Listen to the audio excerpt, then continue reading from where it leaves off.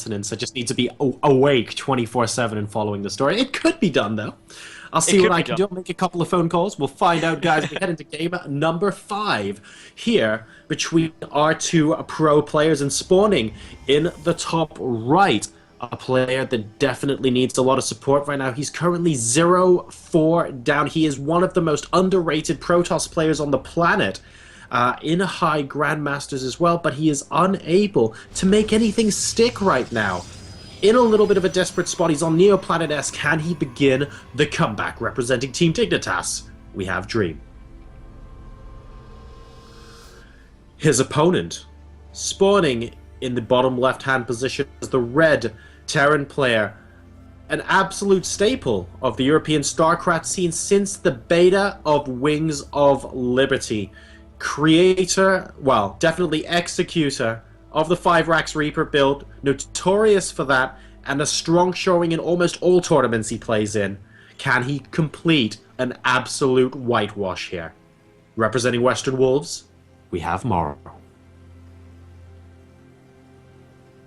I would give you a round of applause for that, but if anyone was wearing headphones, they'll kill their ears. So imagine a round of applause right now. Like, just imagine you can feel it. You can take a bow if you want to, but what we're seeing is Morrow getting a refinery down nice and early on. He's going to be going Reapers once more.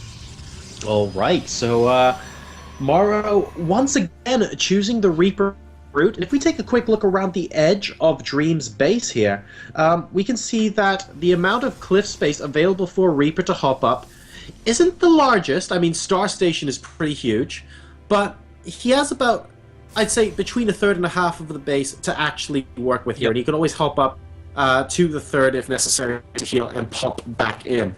So Morrow, I think, rather than go for full-out frontal damage with the Reapers on this map, will be using it mainly for reconnaissance purposes. I think he wants to get as much scouting as possible in. And yeah, that's really about it. I don't foresee him going for incredible acute amounts of damage here.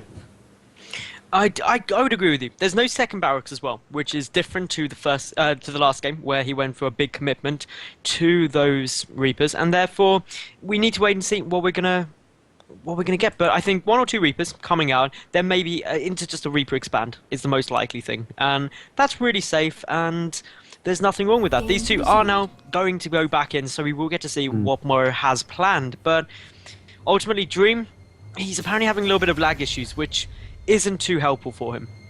Yeah, really frustrating to be on the receiving end, especially when you're in this kind of score line in a show match as well. DreAm being a little bit demoralized with this situation, unfortunately. Sending a probe down to the natural, so he's going to be putting down the Nexus very, very shortly indeed off of that single gateway. In the meantime, Morrow getting in with an SCV scout, spots that both gases are there, sees that there are only 2 workers on each gas, everything looking relatively normal as the Nexus now pops down. Morrow going for his factory.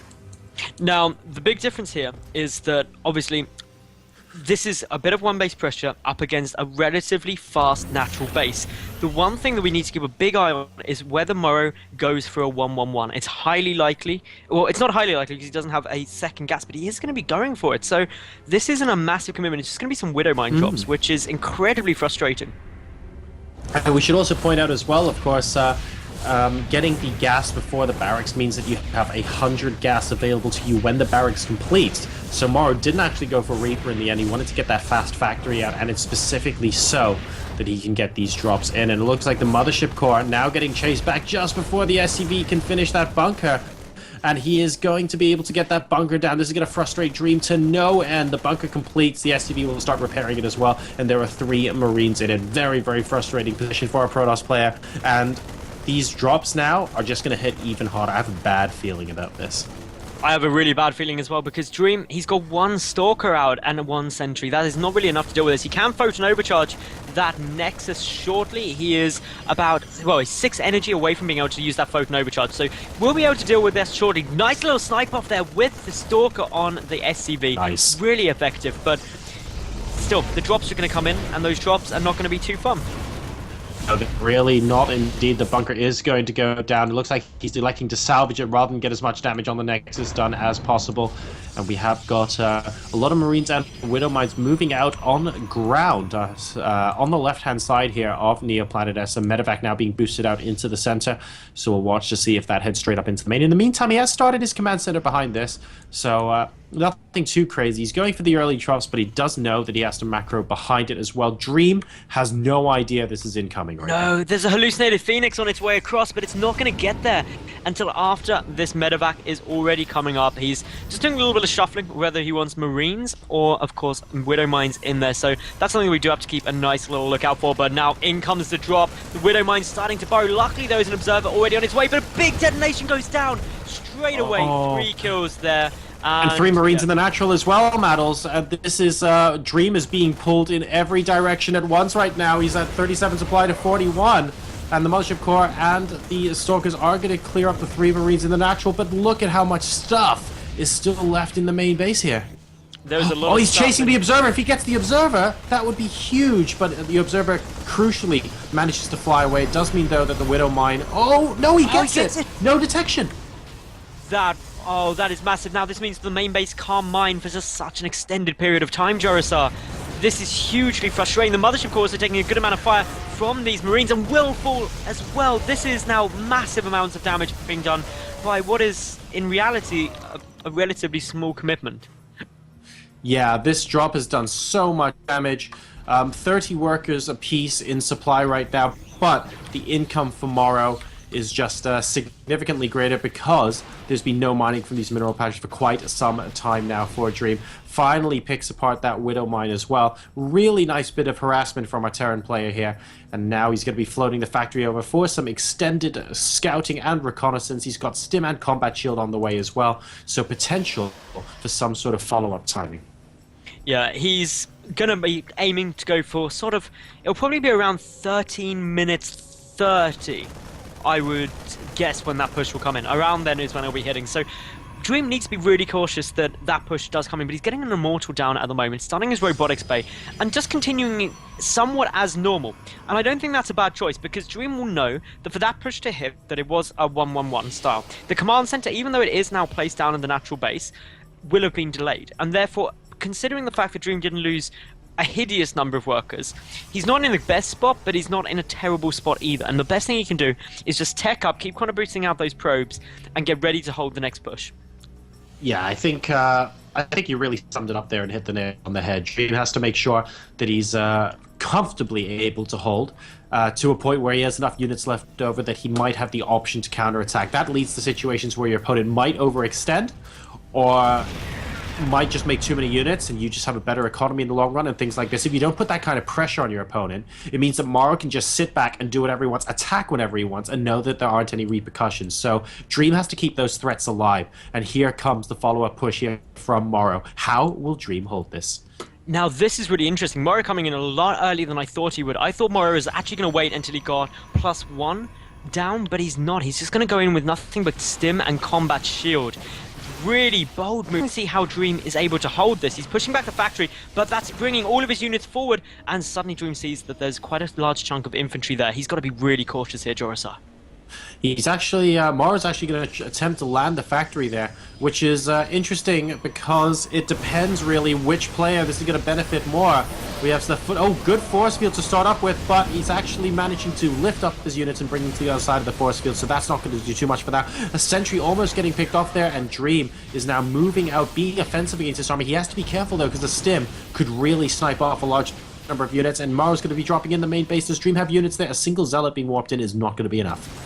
It's not. Of course, that Mothership Core will get Photon overcharged very quickly, will help with the defense, but a lot of units are potentially going to go down here. We can see the Photon overcharge is being very effective in terms of workers killed. No more have actually gone down, and this was not a good push by Morrow. It didn't manage to do much damage. DreAm doing an amazing defense there. Really good work by him. And yeah, as I said, I think Morrow would have actually been better waiting for that +1 to go in and be going in about a minute's time. I think that would have been a bit more beneficial for him. That's quite possible there, Maddles. I think DreAm did a very good job of holding that particular push. He should know, though, that those two medevacs are still there. So this is a point where if he just blindly moves out, the follow-up drop from Morrow can actually do an incredible amount of damage. So you have to be very careful. In fact, using that factory very cleverly there, trying to bait out as many units as he can, work out how much of the army is there. But DreAm is ready. DreAm is ready. He had an observer there, so he knew precisely where these medevacs were when they were moving in. But he's only got the one Stalker, so not a massive amount of units there. We can see the Zealots are getting cleaned up, and DreAm is just pushing forward with the remainder of his units, trying to stop the push into the natural. But that leaves just very few units to defend in the main. The Mothership Core is once more going to just survive. Wow, that was pretty lucky for that before there, but the Marauders are doing some nice damage, but of course no anti-air means that the Mothership Core will eventually clean out all of those units. Yeah, very, very eventually, though. We can see a Morrow being healed actually is gaining the same amount of hit points as the Mothership Core is actually dealing to it right now, so a reasonable amount getting done. A Zealot temporarily killing off its own pylon there, so DreAm a little bit all over the place, right? He is going to manage to hold, though. The number of workers killed so far this game is 18 still, which is a reasonable number to 1. And Morrow is ahead by about 10 workers right now, so the factory finally going down, but now we have another drop in the natural metals. Another drop in the natural could potentially deal a huge more damage, and as you can see, the Colossi trying to come back here, getting the defense, but boosting up towards the main. This is just a constant aggression, and the purpose of this is Morrow is trying to open up the front of the natural so he can move the rest of his force in. Won't be able to at the moment, but this drop in the main is killing just a couple more probes. And Morrow not only is trying to deal this damage, but he's trying to keep DreAm pinned back, and he's being very effective at that, and that's allowing him to secure a third base and get his economical position even better. The medevac will fall, and DreAm slightly safer for the moment, but Vikings are starting to hit the field. A third base is up. It was just under a 15 worker lead now for Morrow, plus those 3 mules. That's a really good spot for a Terran player to be in. Yeah, DreAm needs to try and get some damage done. He needs to do it now. If he is on 2 base versus a 3 base Terran and he's constantly just trying to defend the next drop, he will fall far enough behind that either one successful drop or simply a straight up push into the main will kill him at that point. So he needs to get some damage done, and he needs to do it very quickly indeed. He should try and abuse the fact that there are only 4 Vikings on the field at the moment. That's 1 for every Colossus in this game right now. He needs to move out with his army, maybe get a forward pylon down somewhere to reinforce, and try and pick a base off, because right now, Morrow feels like he can do anything he wants to DreAm. Including pause the game? Yeah, exactly. He's so powerful he can stop time. That is pretty powerful. Like, Mothership Core's Time Warp clearly got buffed a little bit. A ninja done there. But no, this is actually a good opportunity for us to recap what's happened. So, Morrow started off with that 1-1-1 drop play. And he used Widow Mines very effectively. He delayed a lot of mining for DreAm, but DreAm managed to keep up his natural nexus. Even though he lost those 11 probes early on, he was still not too far behind economically. He did the right thing. He just carried on as if nothing at all happened and went down his normal route of teching and macroing up. Morrow tried to follow up very quickly with only Stim and Combat Shield.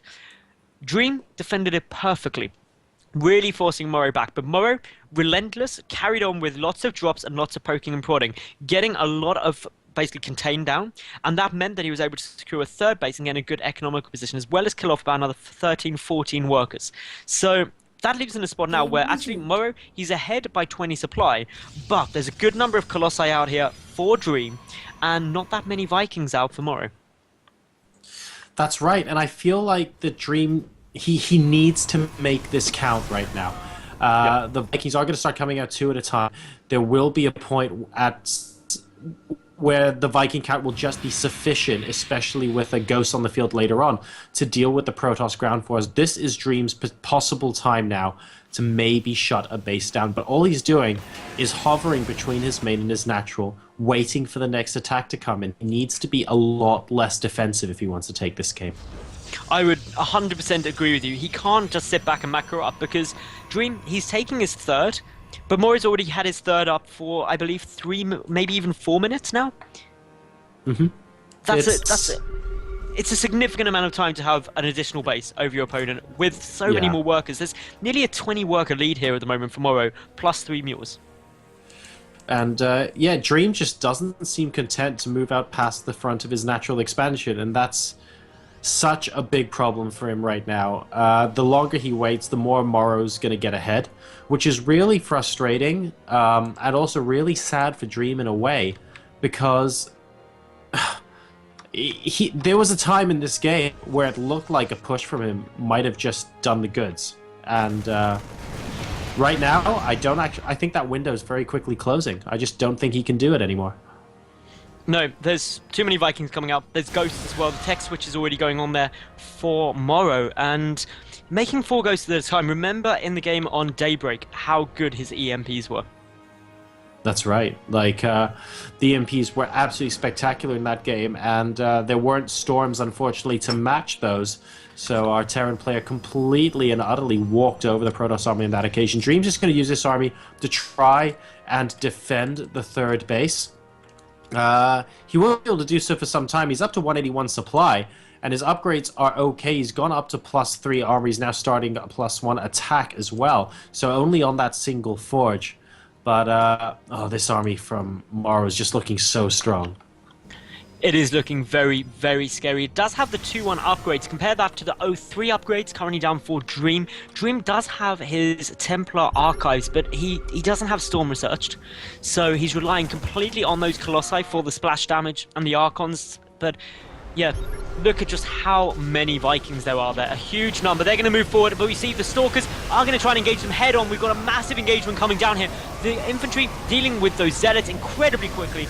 Oh my just god. Melting, but it's just such a smart move there by Morrow, pulling his infantry out of range of those Colossi until a few of them were taken out by the Vikings, and now so many of those Marauders remaining. The Stalkers just going to get decimated, and with that, Morrow, he's nearly double his opponent's supply, and there's no AoE for DreAm. And a couple of scans going down from Morrow just to make sure there aren't any sneaky surprises planned, and there really are. DreAm going for a position this game where I genuinely thought he could make a counterattack and take this, instead being way too defensive and allowing Morrow to use his economic advantage significantly.